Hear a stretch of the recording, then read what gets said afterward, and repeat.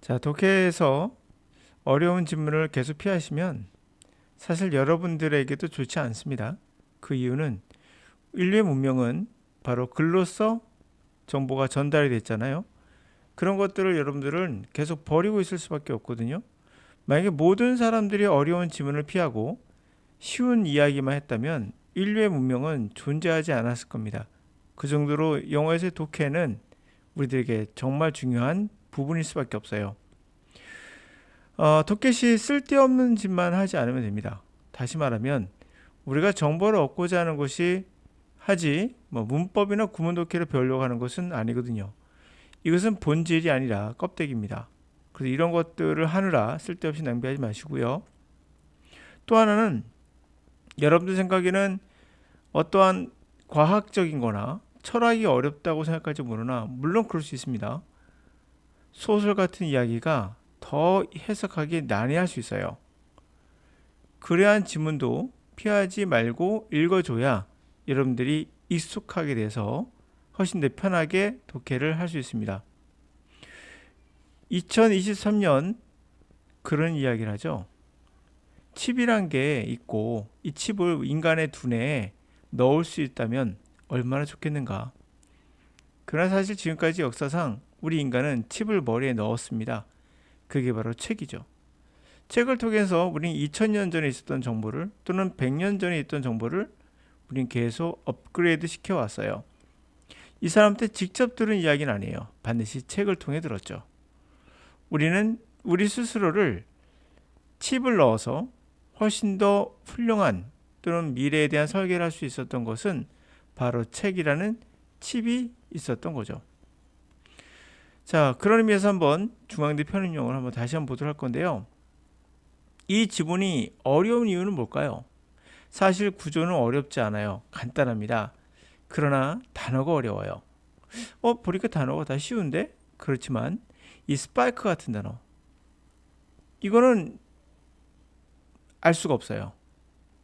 이 앞에 스파이크가 뭐가 나왔는데 그걸 자르고 넣었기 때문에 아무래도 그럴 수 있고요. 또 하나는 이것의 역사적 배경을 몰라서 그래요. 아마 제가 봤을 때 어떤 소설 속의 한 내용인데요. 내용을 읽어보시면 알 거예요. 스파이크가 우리 모르겠는데 우리가 스파이크는 진 같은 거잖아요. 이런 뾰족한 거 그거를 의미하거든요. 근데 이 스파이크는 그 의미가 아니에요.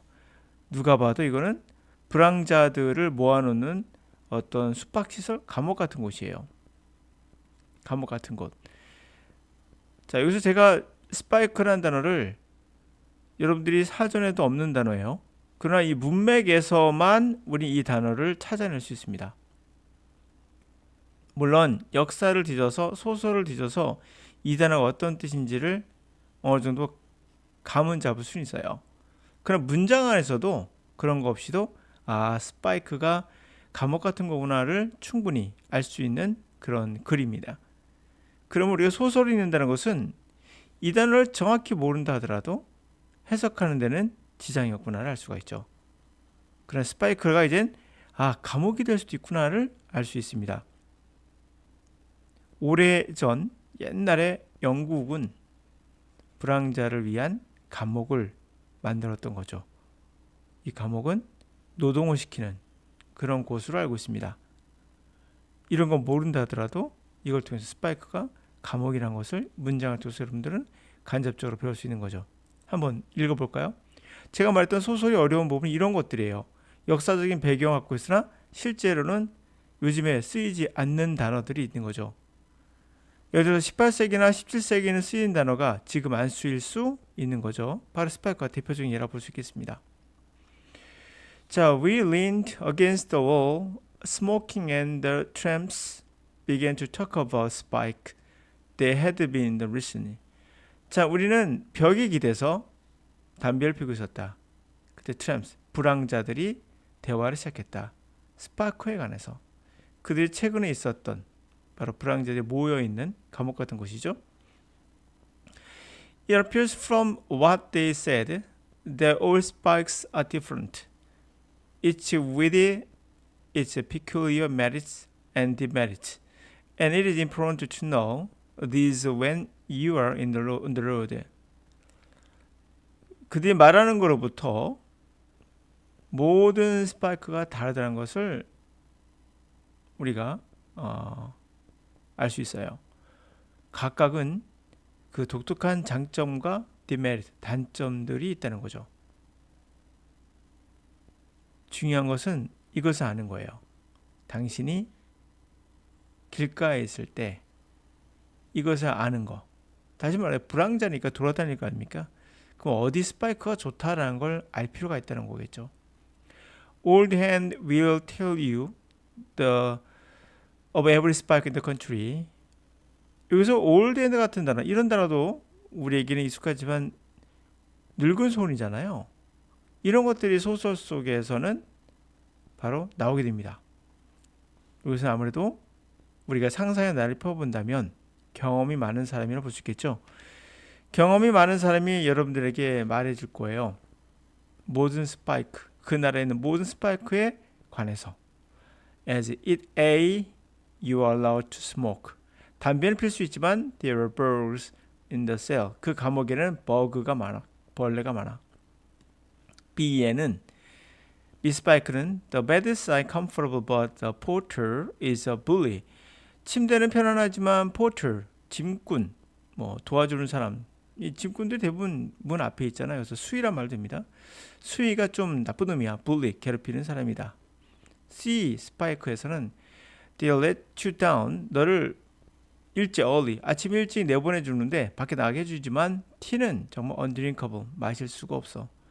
D 스파이크는 officially steal your money.